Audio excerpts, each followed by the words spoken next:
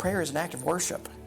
Understand that the real motive for prayer is not going to get something from God. The real motive for prayer is to be obedient and to love Him because He commanded us to pray. That, by the way, is why you don't pray to anybody but God. It's an act of worship. And then He uses the word request. Make your request. Let your request be made known to God. It's asking, God, why? God, how?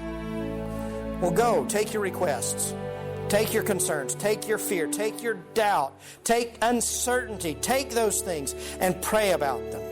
And when you do, make that prayer with thanksgiving. I like this. Dennis Johnson in the Reformed Expository Commentary on this verse said, gratitude preserves our prayers from going sour with complaints. Gratitude preserves our prayers from going sour with complaints. Is it wrong to complain to the Lord? David did it all the time. But what was his attitude? You ever watch that shift in the Psalms? David pours out his complaint, and then the Lord answered, and I will rejoice, and I will joy, and I will give testimony in the midst of the congregation, and I will go and you see that change through that time of prayer? It may not be instant. It may take a while. Well, keep praying. Keep communing. Keep seeking. Keep asking. And understand, however He answers, we have His peace to guard our hearts and minds. So what do we give thanks for? What do we have to be grateful for? Why are you thankful?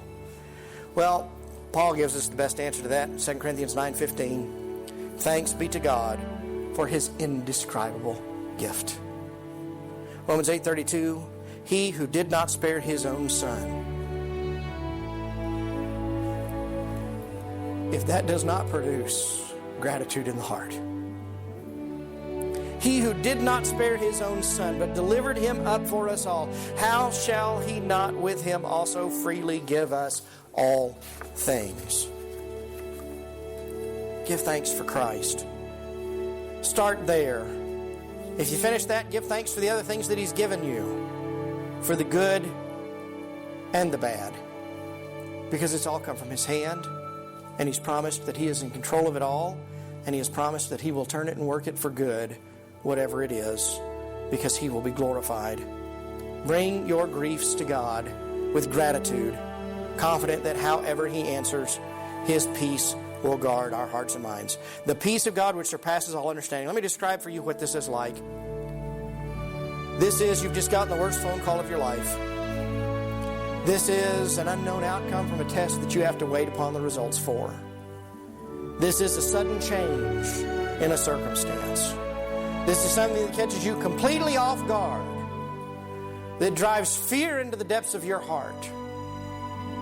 And yet down there with that fear is an indescribable calm. It's the peace of God. It's there when you need it. You'll find it there. It is unexplainable how God does this in our hearts and in our minds through Christ. He gives us peace. He gives us tranquility. He gives us... Now on the outside it may be absolute chaos, but on the inside you have that deep, abiding assurance that God is on His throne.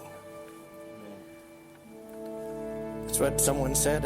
It's been said and resaid and restated, that sovereignty is not a doctrine to dread, it's a pillow upon which to lay your head. Who knows what tomorrow will bring? James tells us tomorrow has enough to worry about on its own. What we can be sure of today is the love of God given to us through Christ Jesus. That guards our hearts and our minds. And that's enough. That's enough.